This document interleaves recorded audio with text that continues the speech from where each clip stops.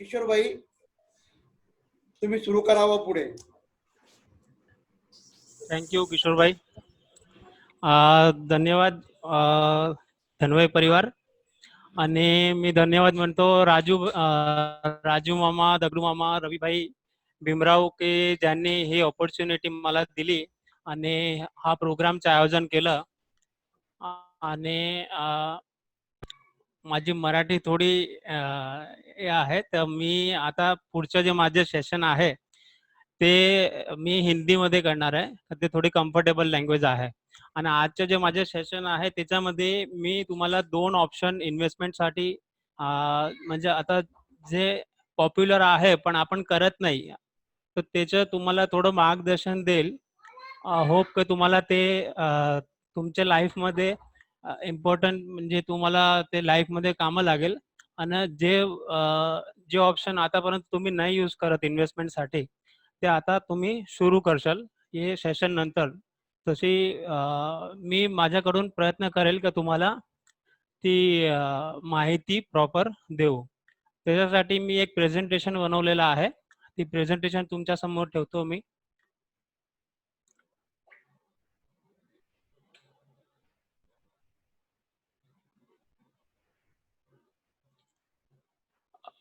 रवि भाई, मुझे होस्ट बनाओ. Thank you.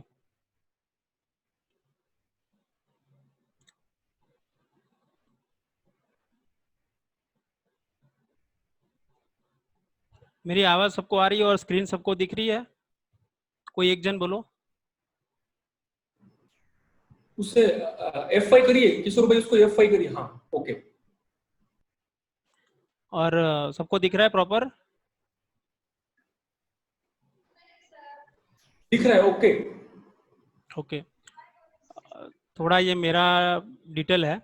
अभी मैं as a senior manager Motilal Oswal में पिछले 10 साल से हूँ. और मेरा जो यहाँ पे रोल है वो business acquisition, franchisee department acquisition भी करना है और उनको डेवलप भी करना है मोतीलाल ओसवाल में. ठीक है. और आज का जो मेरा टॉपिक है basics of equity and mutual fund investment. तो सबसे पहले मैं आपको बताऊंगा कि अपनी जो ह्यूमन लाइफ साइकिल है, ह्यूमन लाइफ साइकिल में मेन 3 फेज होता है. जो फर्स्ट फेज है वो फर्स्ट फेज है एजुकेशन. तो उसमें क्या होता है कि ये फेज में अपने को कोई रिस्पॉन्सिबिलिटी रहती नहीं है, क्योंकि हमारे जो पेरेंट्स हैं वो पेरेंट्स ही पूरी हमारी जिम्मेदारी लेते हैं, हमको पढ़ाना लिखाना. ठीक है. जो मेजर रोल है 22 ईयर्स अप टू, तो वो जिम्मेदारी लेते हैं हमारे पेरेंट्स. और उस टाइम पे हमारे ऊपर कोई जिम्मेदारी रहती नहीं है. एजुकेशन ख़त्म होते ही थोड़ा रिस्पॉन्सिबिलिटी अपने आप अपने आने लगती है. तो वो जो सेकंड स्टेप होता है लाइफ का, वो रहता है अर्निंग्स. तो वो अपना लाइफ साइकिल रहता है अप टू 60 ईयर्स. तो ये जो 38 ईयर्स का जो फेज़ है, इसमें कौन कौन सी अपनी चैलेंजेस ह्यूमन लाइफ में आती है. तो मैरिज है, चाइल्ड बर्थ है, घर खरीदना, एजुकेशन, चाइल्ड मैरिज, ये मेजर रिस्पॉन्सिबिलिटी रहती है. और उसके बाद यानी ये जो 38 ईयर्स है बहुत इंपॉर्टेंट है. इसमें अपने को क्या है कि ये जो 38 ईयर्स है, इसमें हमको फ्यूचर के लिए भी थोड़ा बहुत इन्वेस्टमेंट करना है, आगे के फ्यूचर के लिए और अपने जो चाइल्ड है उनके लिए. तो वो सेविंग हम लोग जो अभी ट्रेडिशनल वे में जो कर रहे हैं वो, और कौन सा नया वे आप अपना सकते हो. ठीक है. तो और लास्ट फेज जो आता है वो है रिटायरमेंट. तो अगर आपने 38 ईयर्स में ये प्रॉपर प्लानिंग नहीं की, तो आपका जो रिटायरमेंट है वो रिटायरमेंट थोड़ा पेनफुल हो सकता है. तो वो ना हो उसके लिए आपको प्रॉपरली प्लानिंग करना चाहिए. तो ये जो प्लानिंग है ये आपको करना है ये जो लाइफ का जो सेकंड फेज है उसके अंदर. और हो सकता है कि आपकी जो सेकंड जनरेशन है ये उसकी लायबिलिटी है, उनकी है कि वो आपका जो रिटायरमेंट है वो प्रॉपरली आपको दे. लेकिन अगर वो उनके ऊपर आपको डिपेंडेंट नहीं रहना है, तो आप उसका भी प्लानिंग ये 38 ईयर्स में कर सकते हो. तो मेजर जो है वो underlying human truth, money makes the world go round and round and round. कि ये जो सब पूरा वर्ल्ड है वो सब पैसों के आगे पीछे सब घूम रहा है. लोग बोलते हैं कि भाई अपना लाइफ में पैसा ही सब कुछ नहीं होता है, व्यवहार भी होता है, संस्कार होता है। तो ये सब ठीक, ये सब चीज़ें ठीक है कि भाई पैसा भी इम्पोर्टेंट है लाइफ में, व्यवहार भी है, संस्कार भी है। लेकिन पैसा एक ऐसी चीज़ है कि जिसके बिना कोई काम नहीं होता है, तो ये बहुत इम्पोर्टेंट है। तो पैसा हमको लाइफ में क्यों ज़रूरत पड़ती है? तो पैसे की ज़रूरत होती है रिटायरमेंट के लिए, नई गाड़ी खरीदनी है, चाइल्ड एजुकेशन के लिए, चाइल्ड मैरिज के लिए, नया घर खरीदना है, मेडिकल इमरजेंसी के लिए थोड़ा बचा के रखते हैं, कोई फॉरेन टूर या वेकेशन प्लान करना है, ऐसे जो भी अपनी रिक्वायरमेंट्स रहती है इंडिविजुअल पर्सन की लाइफ में। तो ये सब अपनी बेसिक नीड है, इसके लिए हमको पैसे की ज़रूरत पड़ती है। तो और ये करंट हमारे इंस्ट्रूमेंट है, ये इंस्ट्रूमेंट में हम लोग अभी पैसा इन्वेस्ट कर रहे हैं, लेकिन मेजोरिटी जो इन्वेस्टमेंट अभी हम लोग करते हैं तो उसमें पहला मैं बोलता हूँ रियल एस्टेट में ज़्यादा पैसा अभी हाल में हम लोग इन्वेस्ट कर रहे हैं, दूसरा है फिक्स डिपॉजिट, तीसरा है गोल्ड, इक्विटी में भी कर रहे हैं और म्यूचुअल फंड में भी कर रहे हैं। लेकिन जो पोर्शन एफडी, गोल्ड और रियल एस्टेट में है उसके कंपैरिजन में इक्विटी में वो पैसा बहुत कम आता है। उसका रीज़न मेजर है अवेयरनेस, कि लोगों में उसकी अवेयरनेस नहीं है कि वो होता कैसे है, करते कैसे है और इसका फ़ायदा क्या है। तो वो मैं आपको आगे के सेशन में बताऊंगा। ये मैंने कंपैरिजन लिया है। ये कंपैरिजन ये है कि 1979 में अगर किसी ने 2 लाख रुपए इन्वेस्ट किए और ये 4 इंस्ट्रूमेंट है, तो आज की यानी 2018 में, आज से 2 साल पहले उसकी क्या वैल्यू होती, यानी अप्रोक्स 39 टू 40 ईयर्स होता है। तो 2 लाख रुपए अगर आपने 1979 में बैंक में सेविंग अकाउंट में रखे होते तो सेविंग अकाउंट में अपने को 4% इंटरेस्ट मिलता है। तो वो जो 2 लाख है उसकी वैल्यू 2018 में होती 9.23 लैक्स। वही पैसा अगर हमने गोल्ड में इन्वेस्ट किया होता तो गोल्ड का जो रिटर्न है 2018 तक का वो है 7%। तो 7% के हिसाब से आपका 2 लाख रुपए होता 27 लाख रुपए। वो पैसा अगर आपने बैंक एफडी में रखा होता तो 8% के हिसाब से आपका जो इन्वेस्टमेंट है वो 2 लाख से ग्रो होके 40 लैक्स तक पहुंचता।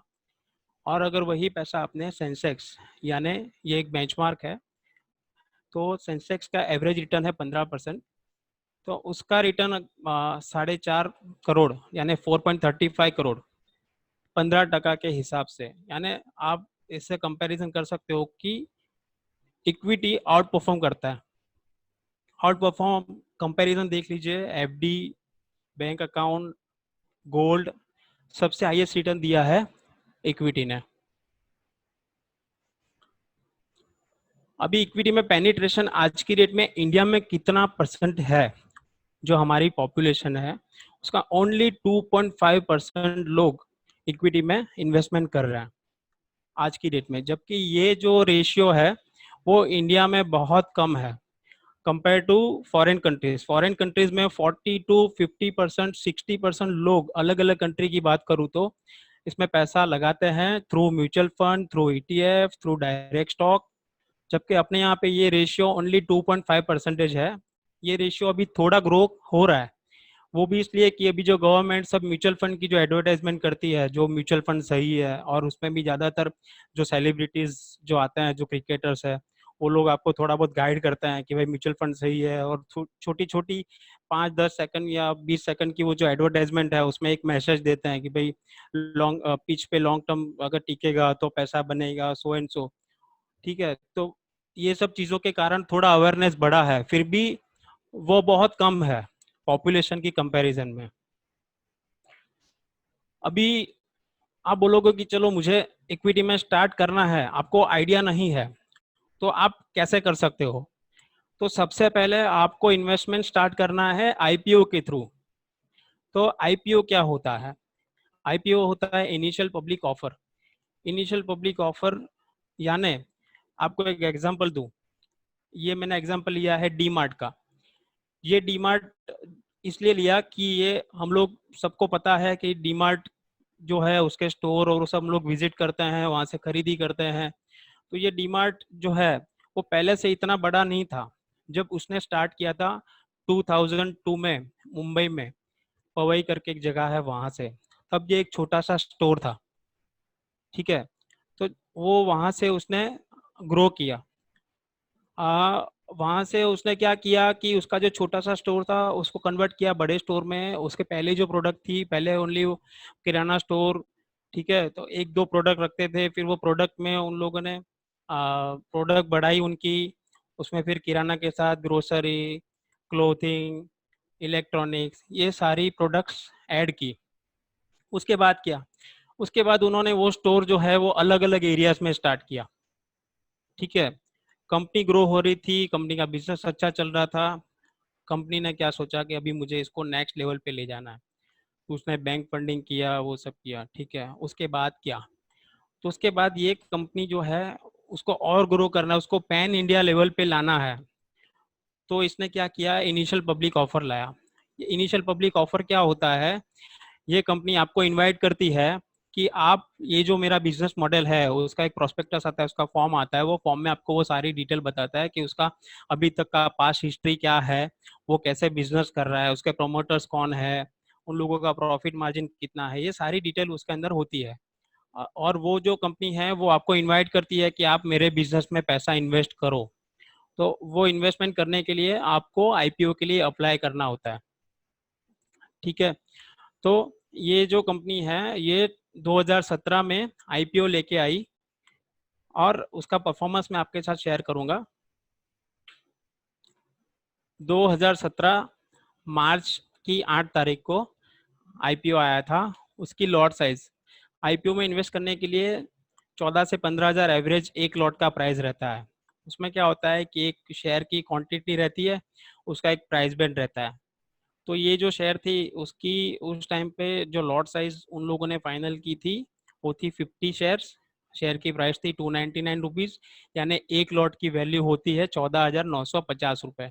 आपको एक लॉट में इन्वेस्टमेंट करना है तो 14,950 रुपये आपको भरना है, और इसके मल्टीप्लाई में आप अप्लाई कर सकते हो, ठीक है।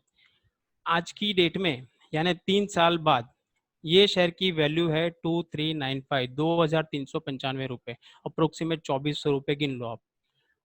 तो एक लॉट की जो वैल्यू आज की रेट में है अप्रोक्सीमेट 1,20,000 के आसपास है। ओनली 3 इयर्स, 3 साल में ये 15,000 वाली कंपनी 1,20,000 पे पहुंच गई, अगर आपके पास एक लॉट है तो। यानी कितना परसेंट रिटर्न हुआ, 8 टाइम्स मिला। बैंक में अपने को एक साल में कितना मिलता है, 4%। 7 से 8 साल में वो पैसा डबल होता है, डबल होता है। यहाँ पे कितना हुआ, 8 टाइम्स इन 3 इयर्स। दूसरा एग्जांपल मैं आपको बताता हूँ, आइशर मोटर। ये आईपीओ का रेट नहीं है, ये लाइव मार्केट का रेट था, पुरानी कंपनी है। इसकी मेन प्रोडक्ट है बुलेट, ठीक है। बुलेट अभी यंगस्टर्स में बहुत पॉपुलर है। तो जब, और दूसरा कि इसके कंपैरिजन में बाकी कंपनियां, यानी इतनी कंपनियां नहीं है। एक है हार्ली डेविडसन, लेकिन उसका जो प्राइस है वो 4-5 लाख से स्टार्ट होता है। तो ये मिड साइज, मिड रेंज में ये पॉपुलर बाइक है इंडिया में। तो उसकी मैं आपको थोड़ी स्टोरी शेयर करता हूँ कि 2008 में ये जो आइशर मोटर था उसका रेट था 299 रुपीज़, और उस टाइम पे बुलेट की प्राइस थी approximate 61,000। If someone bought the shares worth the same amount, अगर किसी ने जो बुलेट उस टाइम पे खरीदी उतना ही पैसा अगर बुलेट के शेयर में यानी कि आइशर मोटर के शेयर में अगर इन्वेस्टमेंट किया होता, तो आज की डेट में उस शेयर की वैल्यू 2018 में उस शेयर की वैल्यू थी 30,000 रुपये। यानी 200 शेयर आपने जो उस टाइम पे जो 61,000 का जो आपका इन्वेस्टमेंट था उसमें आपको कितने शेयर मिले थे, 200 शेयर। वो 200 शेयर की कीमत, उसकी जो करंट प्राइस है उससे अगर मैं मल्टीप्लाई करूँ तो आपका जो इन्वेस्टमेंट जो 61,000 का था वो 10 साल में 61,74,600 होता है, 100 टाइम्स इन 10 इयर्स। ये ग्रोथ स्टोरी है इक्विटी मार्केट की।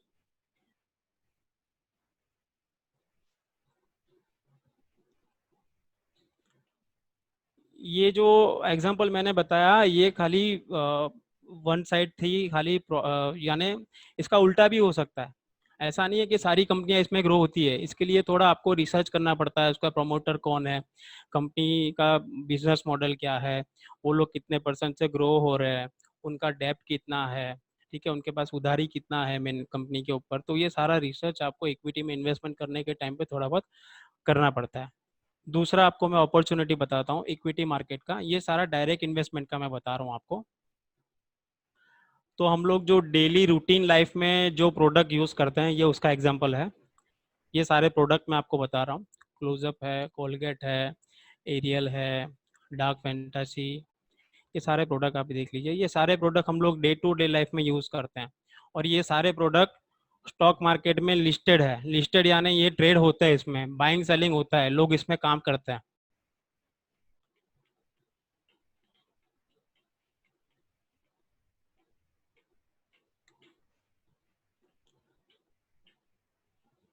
इंडिया की पॉपुलेशन जो है 1,35,000, 135 करोड़, 135 करोड़ लोग। तो अपने यहाँ पे कंजम्पशन बेस्ड कंपनियां हैं, उनका ग्रोथ काफ़ी अच्छा है, क्योंकि ये सब कंपनियों को कंपटीशन नहीं, नड़ती नहीं है, गुजराती में बोलते हैं उसको, क्या बोलते हैं, कंपटीशन नहीं लगती इनको। उसका मेन रीज़न, क्योंकि ये लोग क्या मार्केट लीडर्स है, बाजार में अगर मंदी आई तो क्या हम लोग कॉलगेट करना बंद नहीं कर देंगे, ठीक है। अगर एमआरएफ की गाड़ी, अगर गाड़ियाँ लेंगे तो टायर जो है वो एमआरएफ का लगने ही वाला है, ठीक है। HDFC bank, ICICI bank, Whirlpool, ये ना, ये जो प्रोडक्ट है वो हम लोग क्या है कि डे टू डे लाइफ में यूज करते हैं, और वो कंपनी हमारे में से ग्रो करती है, कमाती है, ठीक है। लेकिन वो लोग हमारी जो इनकम में से वो कमा रहे हैं, उसमें हम लोग पार्टिसिपेट नहीं कर रहे हैं। कैसे? उनके शेयर अगर परचेस करें तो उनके उनके शेयर में इन्वेस्ट करके हम लोग भी उसमें से कमा सकते हैं, जो वो लोग हमारे में से कमा रहे हैं। ये सारी कंपनी है, HUL, पेप्सोडेंट, क्लोजअप, पैलेटिन, ये सारी HUL कंपनी की प्रोडक्ट है। HUL ब्रांड, HUL मार्केट में लिस्टेड है। ITC, तो ITC की प्रोडक्ट है सनफीस्ट, आशीर्वाद आटा, बिंगो टेढ़े मेढ़े, मिंटोस। तो ये सारे प्रोडक्ट, तो ये जो सारे हेडिंग है, HUL है, ITC, PNG, ठीक है। व्हीकल्स में इंडिविजुअल है, हीरो, मारुति, बजाज, ये सारे क्या है प्रोडक्ट्स मार्केट में ट्रेड हो रहे हैं, और लोग उसमें इन्वेस्टमेंट भी कर रहे हैं, लेकिन वो percentage of investment is very low. Maruti का एग्जांपल मैं आपको देता हूँ। 2008 में मारुति की सेल जो थी वो 18,000 करोड़ थी, और आज की डेट में 2019 में वो बढ़ते बढ़ते बढ़ते 18 से 36, 36 से 50, 50 से 79, और आज की डेट में 83,000 का उसका टर्नओवर हो गया है। जो भी मिडिल क्लास फैमिली, जो जिसके पास टू व्हीलर है, जो फर्स्ट टाइम कार खरीदने का सोच रहा है, तो वो सबसे पहले 10 में से 8 लोग मारुति का प्रेफरेंस देते हैं। मारुति, उसमें आप बोलो कि विदाउट कंपटीशन ये सेगमेंट में है, यानी कंपटीशन है इसको, लेकिन कंपेयर टू बाकी कंपनी से कम है। वैसा एक दूसरा एग्जांपल है आपके साथ लेता हूँ, ब्रिटानिया, ये जो बिस्किट हम लोग डे टू डे लाइफ में खाते हैं, गुड डे के, मारी गोल्ड के, तो वो कंजम्पशन बढ़ा है, वो कम नहीं हुआ है। 2008 में इसकी जो सेल्स थी अप्रोक्सीमेट 2700 करोड़ का टर्नओवर था, वो बढ़ के 2019 में 11,000 पे पहुंच गया है, यानी ये 5 to 6 टाइम्स हो गया है।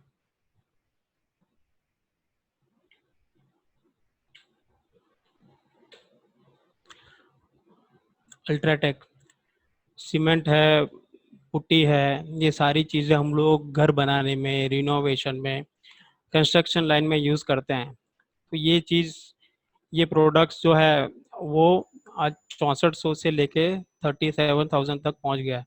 6 टाइम्स तक उसका ग्रोथ हुआ है सेल्स का 10 सालों में। ये स्टॉक के परफॉर्मेंस है। आइशर मोटर 2008 में जिसने लिया हो 239 का उसका प्राइस, आज की डेट में 13,000 है, 56 टाइम्स। पेज इंडस्ट्रीज यानी इसका मेन प्रोडक्ट है जॉकी।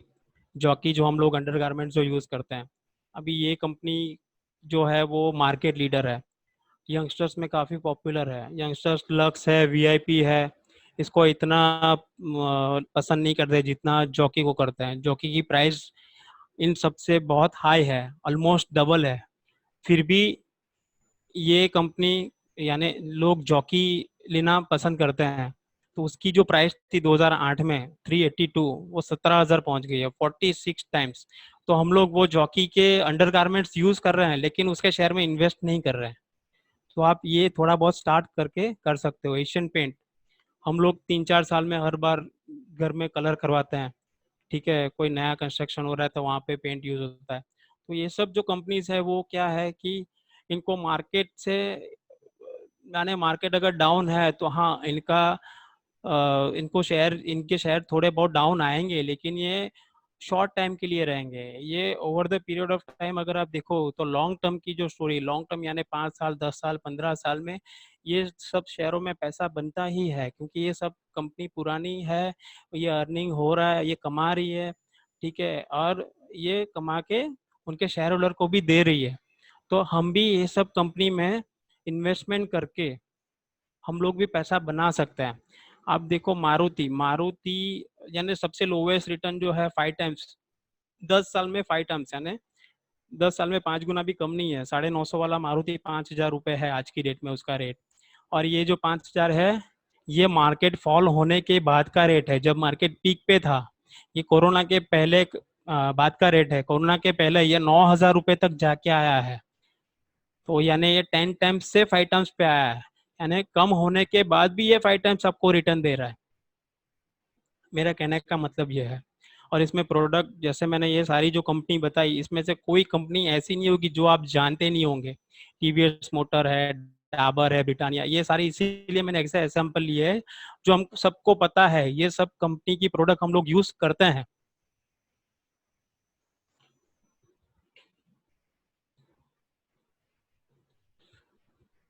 अभी आपको, आपने थोड़ा मन बना लिया कि चलो मुझे इसमें इन्वेस्टमेंट करना है, तो मेरा सजेशन ये है कि सबसे पहले आपको डायरेक्ट इन्वेस्टमेंट नहीं करना है।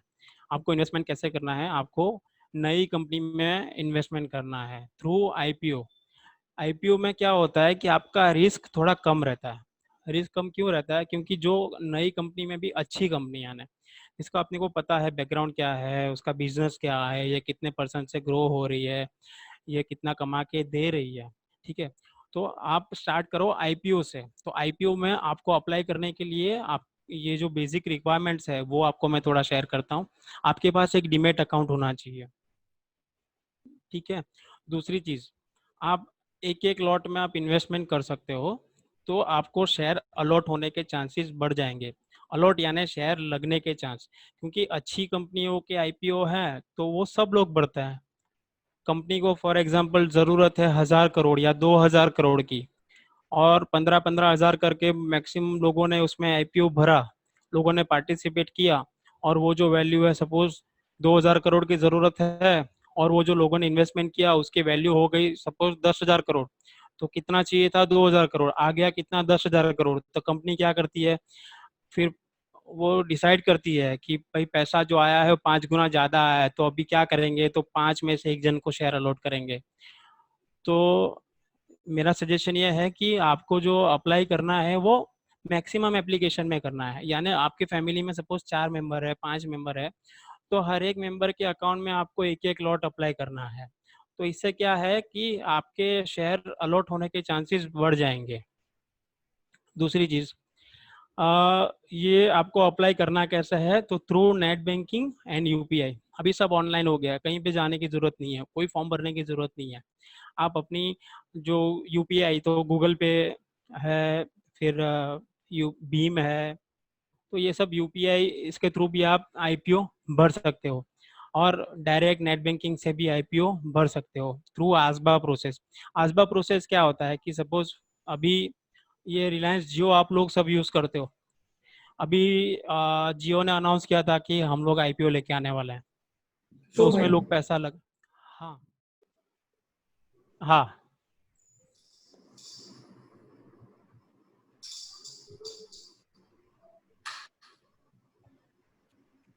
Okay start. आ गए सब। आप चालू कर दीजिए, आ जाएंगे।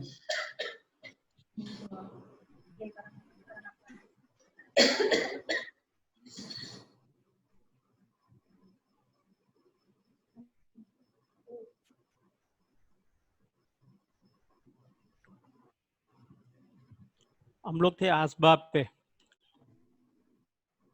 हेलो, आवाज आ रही है मेरी सबको? यस यस, हाँ। आ रही। तो आसबा सिस्टम क्या होता है कि आपको सपोज ये एसबीआई कार्ड का भी आईपीओ आया था, तो आपने अप्लाई किया। मैंने सॉरी एग्जांपल लिया था जियो का, वही कंटिन्यू करता हूँ। जियो का सपोज आईपीओ आया, आपने अप्लाई किया थ्रू यूपीआई और नेट बैंकिंग। तो इसमें होगा क्या कि उसकी जो प्राइस बैंड है, उसका जो एक लॉट का जो प्राइस है, फॉर एग्जाम्पल 15,000 रुपये है, तो वो जो 15,000 रुपये है वो आपके बैंक अकाउंट से कटेगा नहीं, वो डेबिट नहीं होगा। वो अमाउंट खाली आपके अकाउंट में फ्रीज होगा। आप अगर पैसा विड्रॉल करना चाहते हो तो वो पैसा विड्रॉल नहीं होगा up to certain period, means 7 to 8 days. उसमें जब तक वो शेयर अलॉटमेंट की प्रोसेस खत्म नहीं हो जाती तब तक वो पैसा आपका ब्लॉक होगा। अगर आपको वो शेयर अलॉट होते हैं तभी वो अमाउंट आपके बैंक अकाउंट से डेबिट होगा। तो ये प्रोसेस जो गवर्नमेंट ने अभी स्टार्ट किया आसबा, वो पहले ऐसा नहीं था। पहले क्या था, पैसा कट जाता था और सामने शेयर आते नहीं थे, तो पैसा लेने में प्रोसेस बहुत लंबी हो जाती थी, तो लोग डरते थे आईपीओ भरने के लिए। तो अभी गवर्नमेंट ने क्या किया, ये आसबा प्रोसेस लाके ये एकदम इजी कर दिया है कि लोग मैक्सिमम उसका बेनिफिट उठा सके। ठीक है। तो ये आसबा प्रोसेस मैंने आपको समझाया। सबसे पहले क्या करना है, डीमेट अकाउंट खोलना है। दूसरा, आपको अप्लाई करना है मैक्सिमम एप्लीकेशन थ्रू, एक एक लॉट के लिए अप्लाई करना है, आसबा प्रोसेस यूज करना है। और दूसरा मैंने एग्जांपल दिया है कि भाई आईपीओ ओवर सब्सक्राइब होता है हर टाइम, जो अच्छा आईपीओ है, best chance to get allotment by apply maximum application. ये थोड़े मैंने एग्जांपल लिए हैं जो अभी रिसेंटली अच्छे आईपीओ जो आके गए और उसमें अच्छे रिटर्न लोगों के, अच्छा पैसा बना है लोगों का। ठीक है। तो सबसे पहले उसमें जो हाईएस्ट पैसा बना है वो आईआरसीटीसी। आईआरसीटीसी सबको पता है, जो लोग ट्रैवल करते हैं और जो खुद से टिकट बुक करते हैं वो लोग ये आईआरसीटीसी यूज करते हैं, आईआरसीटीसी की एप्लीकेशन, उसकी वेबसाइट। तो इसका आईपीओ अभी रिसेंटली आया था। कब आया था? 3 अक्टूबर 2019। यानी इसको अभी 1 साल भी नहीं हुआ है। और उसने कितना रिटर्न दिया है? इसका जो शेयर का प्राइस आज की डेट में है वो 1,700 रुपये है। आया था 320 रुपये में, 6 टाइम्स। अक्टूबर में आया था, अक्टूबर नवंबर दिसंबर जनवरी फरवरी मार्च अप्रैल मई, 8 महीने हुआ है। 8 महीने में पैसा कितना हुआ है? 6 गुना हुआ है। मैं ये नहीं बोल रहा हूँ कि ये सारी कंपनी ऐसी होती है, लेकिन आप जब पैसा डायरेक्ट इन्वेस्टमेंट करते हो तो आपको एक पोर्टफोलियो बनाना है। पोर्टफोलियो यानी 8 से 10 स्टॉक, अलग अलग कंपनीज की, अलग अलग सेक्टर्स की। और उसमें एक दो शेयर ऐसे आए ना, आईआरसीटीसी, डी मार्ट, तो आपका पोर्टफोलियो आउट परफॉर्म करेगा। आउट परफॉर्म कैसे करेगा? इसकी कंपैरिजन में एफडी, गोल्ड, बॉन्ड्स, ये सब के कंपैरिजन में सबसे ज़्यादा रिटर्न देगा।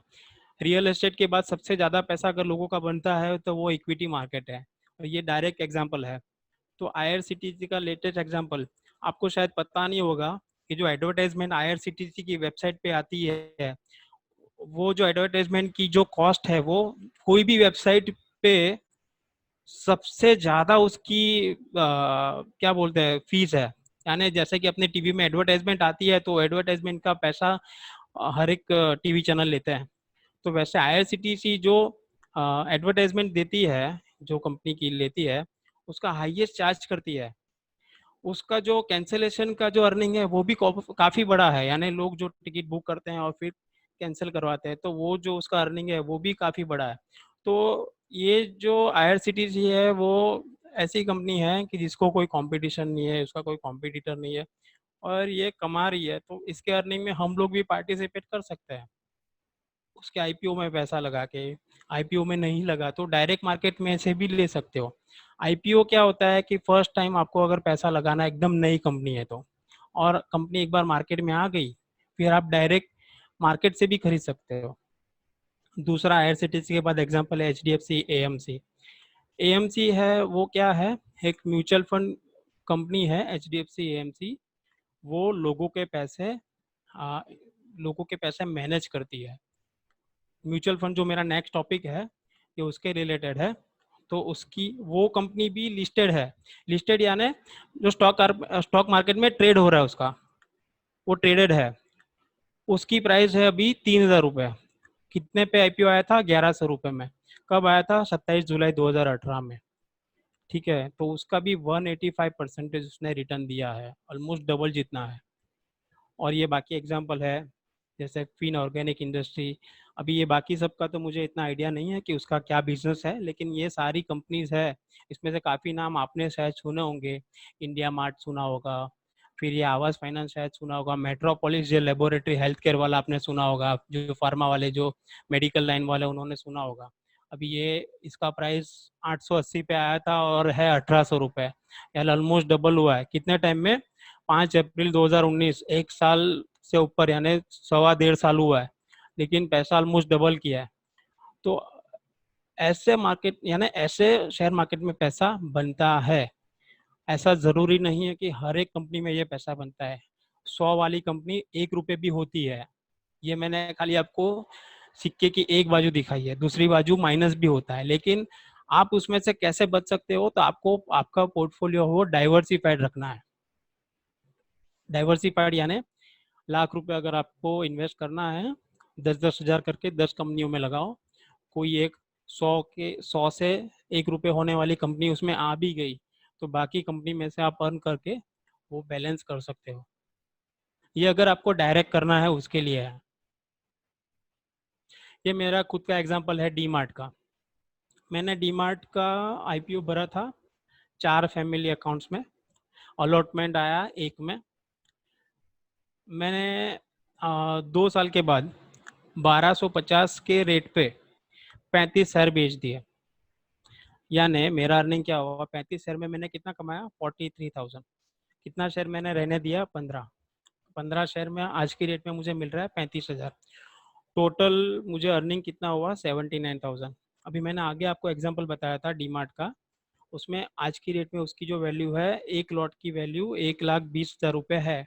तो मैंने मेरी अपॉर्चुनिटी लॉस कितना है? अगर मैं पूरा अगर रखता 50 के 50 शेयर, तो 40,000 रुपये ज़्यादा मुझे मिल सकते थे। तो ये क्या है कि ये एक नॉर्मल ह्यूमन बीइंग है जो मेरे जैसे जो इन्वेस्टर है, या फिर जो यानी क्या है, जो खुद पैसा मैनेज करते हैं, तो ये ऐसी मिस्टेक वो लोग करते हैं। क्यों? क्योंकि हम लोग क्या सोचते हैं कि भाई 2 साल में पैसा 4 गुना हो गया, 300 वाला 1,200 हो गया, चलो थोड़ा बहुत बेच देते हैं। तो ये ऐसी मिस्टेक मिस्टेक तो नहीं बोल सकते, लेकिन ऐसी ये सब चीज़ें हम लोग करते हैं। तो अभी ऐसी चीज़ें ना हो उसके लिए क्या है वो आपको मैं आगे बताऊंगा। Limitation of direct investment. आप डायरेक्ट इन्वेस्टमेंट करते हो तो उसकी लिमिटेशन क्या है? तो सबसे पहले आपको वो वॉच करना पड़ेगा टाइम टू टाइम। आपने जो शेयर लिया है, अभी आप जॉब करते हो या आपका कोई प्रोफेशन है, ठीक है, आप जो भी आपका रूटीन लाइफ है, तो उसमें इतना बिजी रहते हो कि ये सब नहीं कर पाओगे, वॉच नहीं कर पाएंगे। सपोज आपको डिसीजन भी लेना पड़ेगा इसमें कि कब पैसा मैं लगाऊं। अभी एसबीआई की मैं बात कर लूँ, स्टेट बैंक सबको पता है, ये शेयर का रेट में 200 रुपये से ट्रैक कर रहा हूँ। जब उसका आईपीओ आया था एसबीआई कार्ड का, तब ये शेयर का रेट था 200। आज की डेट में वो शेयर की वैल्यू हो गई है कोरोना के बाद 135। बैंक अच्छी है, उठ नहीं जाने वाली है, हम लोग पैसा उसमें रखते हैं। ठीक है, पब्लिक सेक्टर की कंपनी है, हम लोग पैसा अब उसमें इन्वेस्ट यानी बैंक में रखते हैं, एफडी करते हैं, लेकिन वो शेयर में इन्वेस्ट नहीं करते हैं। वो 135 हो गया है फिर भी। ये एक एग्जांपल दे रहा हूँ। तो डिसीजन लेना है, अगर आप खुद पैसा मैनेज करते हो तो आपको वो वॉच करना है, कब पैसा डालना वो आपको डिसाइड करना है, कितना डालना है वो डिसाइड करना है, कब एग्जिट करना है वो डिसाइड करना पड़ता है। दूसरा मेरा सजेशन कि 10 से 12 स्टॉक में आपका अलग अलग सेक्टर, सभी सेक्टर क्या होता है कि सेक्टर यानी फॉर एग्जांपल फार्मा ले लो, तो फार्मा में क्या होती है कि भाई फार्मा कंपनी जैसे कि लुपिन है, सन फार्मा है, डॉक्टर रेड्डी है, तो ये सब जो है वो एक है सेक्टर हो गया। ये सब कंपनी जो है वो एक फार्मा कंपनी, फार्मा सेक्टर हो गया। निवेदिता, जैसे बैंकिंग ले लो, तो वो कॉल करके बोलना शीरकुरमा गरम करने को ये इन म्यूट कर लोगों दो, का, कौन है? नाइट वालों का। फार्मा, फार्मा के बाद अगर बैंकिंग का एग्जांपल हो तो बैंकिंग में स्टेट बैंक आएगा, एचडीएफसी आएगा, आईसीआईसी आएगा। तो ये सारा पूरा एक बैंकिंग सेक्टर हो गया है। तो आपको क्या करना है, जब भी आप खुद से इन्वेस्ट करते हो ना, तो अलग अलग सेक्टर के जो लीडर्स यानी जो मेन स्टॉक है वो सेक्टर के, लाए किधर है उसमें टिफिन? पैसा लगाना है। तो उससे बेनिफिट क्या होगा कि आपके पैसे डूबने के चांस कम हो जाएंगे। तो बोल ठीक गरम है, करे। तो ये सब चीजें क्या है कि जो हम लोग जो सैलरीड पर्सन है, जो इतना टाइम नहीं दे पाते हैं, जो बिजनेस करते हैं, तो उनके लिए ये सब मैनेज करना थोड़ा डिफिकल्ट है। तो इसका बेनिफिट अपने को लेना है, पैसा बनाना है इक्विटी थ्रू। तो दूसरा अपने पास ऑप्शन क्या है, तो मैं दूसरे ऑप्शन पे आऊंगा, वो है म्यूचुअल फंड। पहले मैंने आपको बताया आईपीओ। आईपीओ में क्या करना है, पैसा लगाना है, अच्छी कंपनी है तो रखना है। दूसरा मैंने एग्जांपल आपको दिया डायरेक्ट इन्वेस्टमेंट का, जो अभी आपको नहीं करना है क्योंकि आप लोग नए हो, आपको ये एक्सपीरियंस नहीं है, खाली समझ लो। तो पहला ऑप्शन आपको यूज़ करना है आईपीओ का, वो आप कर सकते हो।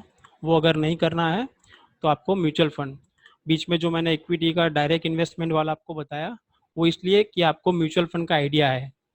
ठीक है, अभी म्यूचुअल फंड कैसे काम करता है, तो जैसे कि मैं हूँ, मेरा कोई फ्रेंड है, उसका कोई फ्रेंड है, बाकी कोई इन्वेस्टर है कोई अलग सिटी से, ये सारे लोग जो भी है, ये क्या है, एक इन्वेस्टर है जो पैसा लगा रहा है म्यूचुअल फंड में। तो वो लोग पर्टिकुलर एएमसी यानी असेट मैनेजमेंट कंपनी, जैसे कि एचडीएफसी एएमसी का मैंने एग्जांपल लिया था, तो एचडीएफसी एएमसी एक एएमसी कंपनी है।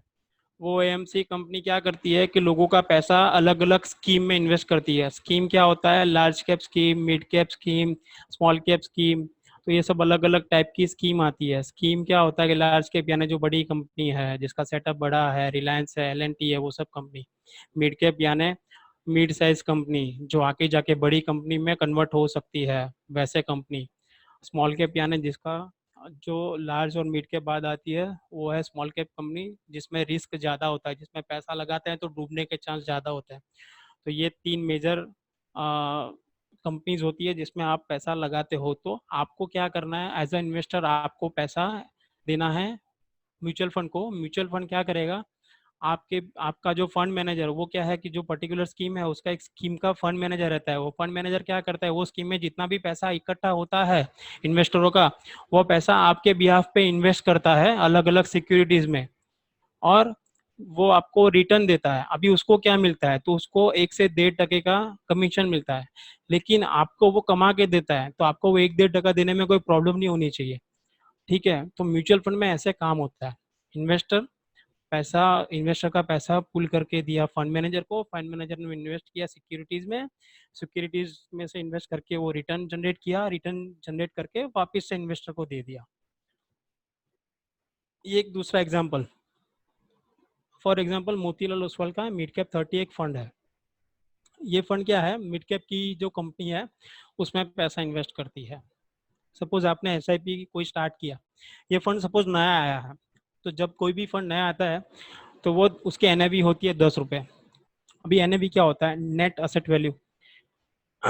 आपने 1000 रुपये की एसआईपी की, तो 1000 रुपये आपने, सपोज मैं आपको एक एग्जांपल दूं कि ये पेन जो है, एक पेन है जिसकी कीमत है 10 रुपये, आपके पास 1000 रुपये है, तो आपको कितनी पेन खरीद सकते हो, 100 pen. Next month same date 1 फरवरी को वही पेन की कीमत हो जाती है 9 रुपये 90 पैसे। आपको 1000 रुपये की ही पेन खरीदनी है, तो आपको कितनी पेन मिलेगी, 101 पेन। अगर 1 मार्च सेम, एक महीने बाद सेम डेट को वही 1000 रुपये की पेन आपको लेनी है, और उसकी प्राइस तब हो जाती है 9 रुपये 80 पैसा, तो आपको 102 पेन मिलेगी। तो ये जो 102 यूनिट है, यानी 102 जो पेन है, ये आपको यूनिट मिलेंगे हर महीने।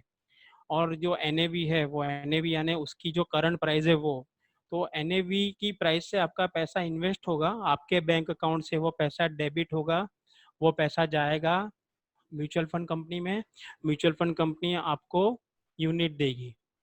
तो जब आप पैसा विड्रॉ करते हो, तब आपकी जो यूनिट है और उस टाइम पे जो एनएवी चल रही होती है, यानी 1 जनवरी 2020 की एनएवी आपने जब स्टार्ट की तब 10 रुपये थी, आपने सपोज 10 साल बाद ये पैसा विड्रॉल किया, तब आपके पास जो भी यूनिट है और उसकी उस टाइम पे सपोज एनएवी है 14 रुपये, तो आपके पास 10 रुपए के भाव के यूनिट भी होंगे, 9 रुपए 90 वाले भी होंगे, 9 रुपए 8 वाले भी होंगे, 10.15 वाले भी होंगे। तो जो 14 रुपए के नजदीक वाला रेट है उसमें आपको प्रॉफिट कम मिलेगा, लेकिन जो पुराना यूनिट है उसमें प्रॉफिट ज्यादा मिलेगा। तो ये क्या होता है, आपके पैसे का एवरेजिंग होता है।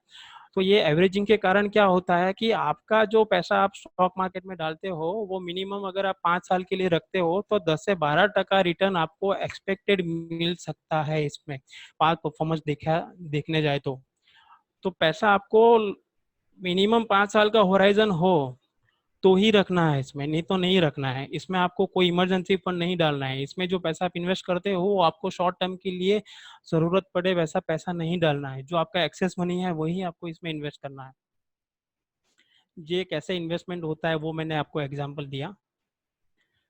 अभी नॉर्मल जो ह्यूमन बीइंग है उसकी लाइफ में सबसे ज़्यादा पैसे की ज़रूरत कब पड़ती है, यानी जो मेन 3 गोल है लाइफ के, तो वो है मिडिल क्लास फैमिली के।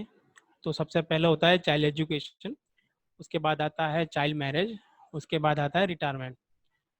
तो एजुकेशन के लिए, मैरिज के लिए और रिटायरमेंट के लिए ये 3 अपना मेन गोल है।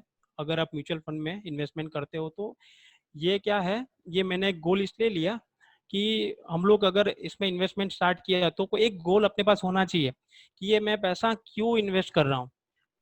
तो वो गोल इसके लिए कि आपने कोई गोल लेके अगर पैसा इन्वेस्ट किया ना, तो अगर आपको इमरजेंसी में कभी भी पैसे निकालने की जरूरत पड़ी ना तो वो पैसा आप निकालोगे नहीं।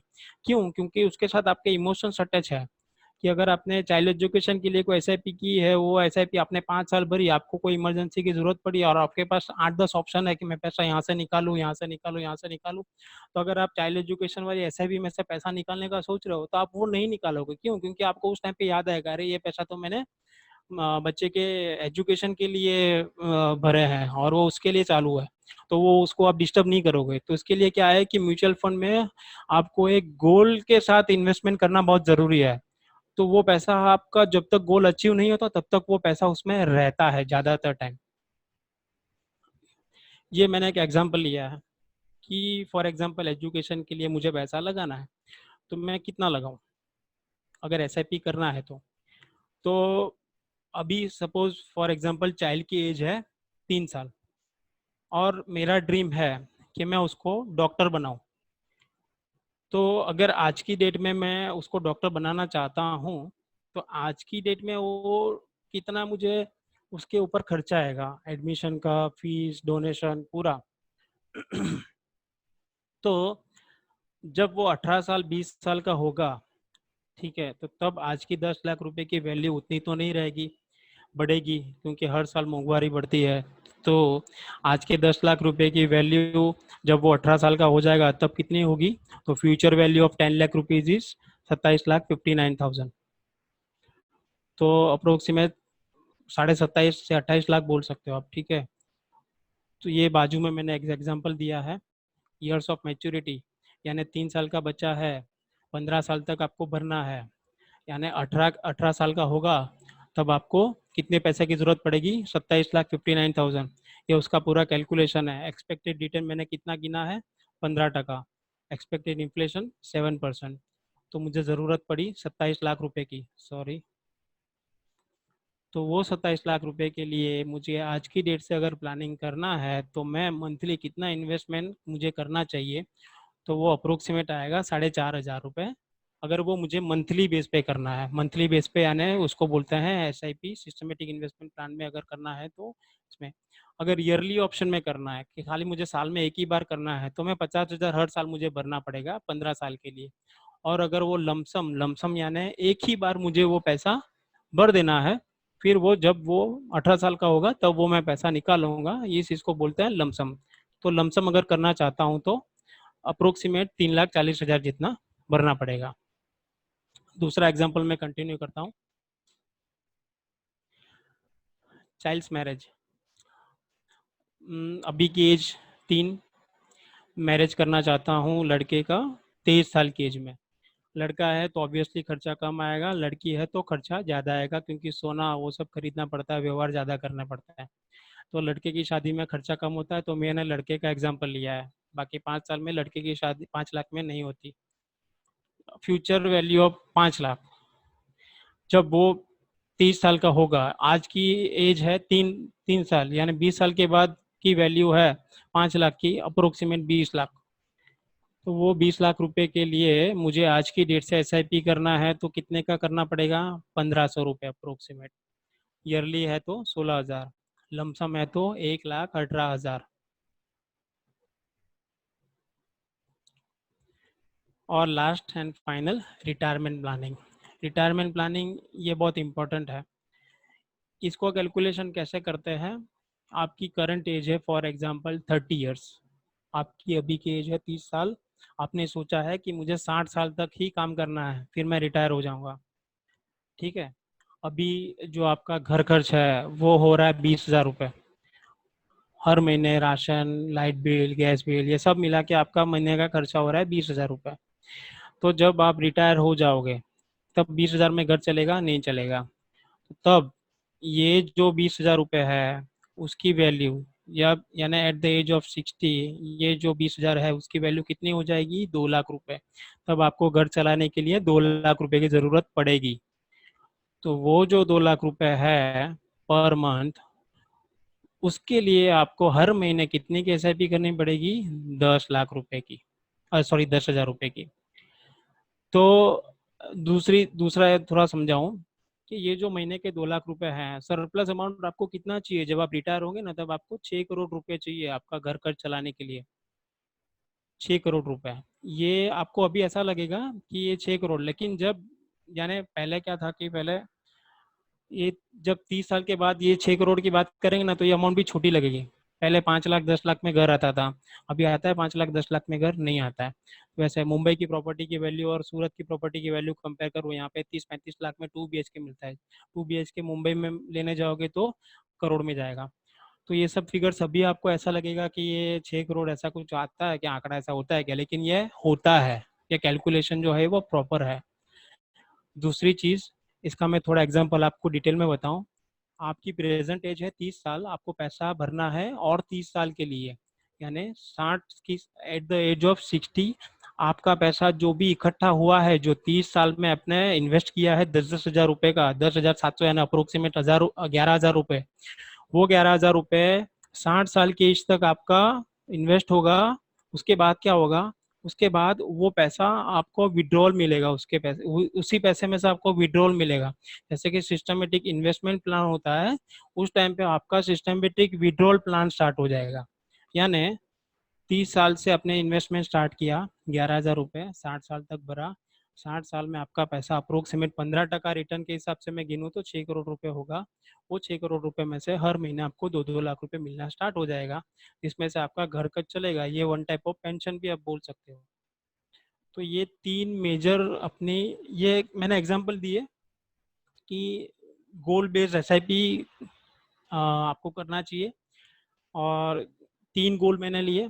गोल बहुत सारे होते हैं, जैसे कि किसी को फॉरेन टूर करना है हर 3 साल में, किसी को लग्जरियस बंगलो लेना है, किसी को मर्सिडीज लेनी है। तो ये अलग अलग टाइप के गोल है। मैंने बेसिक गोल लिया है और उसके लिए पर मंथ आपको कितना इन्वेस्टमेंट करना है वो लिया है। और ये हर साल आपको रिव्यू भी करते रहना है, क्योंकि ये क्या है कि आपकी अर्निंग बढ़ेगी, तो जैसे अर्निंग बढ़ती है वैसा एक्सपेंस बढ़ता है। आप जैसे ज़्यादा कमाने लगते हो तो आपके खर्चे बढ़ते हैं, आपके खर्चे बढ़ते हैं फिर आपकी जो रिक्वायरमेंट्स है वो बढ़ती है। पहले क्या था कि पहले आप घूमने जाते थे तो गोवा, आबू वैसे जाते थे, आज की डेट में सब घूमने कहाँ जाते हैं? फॉरेन। तो ये चेंज अभी आने लगा है। तो ये सब चेंज मैं आपको एग्जांपल इसलिए दे रहा हूँ कि सबकी नीड बदल गई है, वो कैटेगरी वाइज हर एक की अलग अलग है। तो ये बेसिक मैंने थोड़ा आइडिया आपको दिया है कि एसआईपी, टोटल एसआईपी कितनी आपको नीडेड है अगर आपको करना है तो एजुकेशन के लिए 4,500, मैरिज के लिए 1,500, रिटायरमेंट के लिए 11,000, टोटल 17,000। अगर आप अभी इतना अफोर्ड नहीं कर सकते तो आप थोड़ा कम अमाउंट से भी स्टार्ट करो, लेकिन एक बार स्टार्ट करो और उसको हर 6 महीने में, 1 साल में आप थोड़ा बढ़ाओ, 1,000 2,000 ऐसा करके आपका जब पैसा इन्वेस्ट होने लगेगा, आपको पहले 5-7 साल कुछ नहीं दिखेगा, लेकिन ये आपको कब दिखना स्टार्ट होगा? 10 साल बाद, 15 साल बाद। ये आप आपके लिए नहीं कर रहे हो, ये आपकी नेक्स्ट जनरेशन के लिए कर रहे हो, ये आपके रिटायरमेंट के लिए कर रहे हो। इसमें जो पैसा आपको दिखेगा वो पैसा लॉन्ग टर्म में दिखेगा, शॉर्ट टर्म में नहीं दिखता है। ये म्यूचुअल फंड का एग्जांपल मैंने आपको। The formula for creating wealth, start early, invest regularly is equal to create wealth. Make your money work hard for you, आपके पैसों, आपका जो पैसा है वही आपको कमा के देगा, उसको काम करने दो आपके लिए। Thank you. स्नेह फाउंडेशन औरंगाबाद, राजीव मामा, रवि भाई, भीमराव,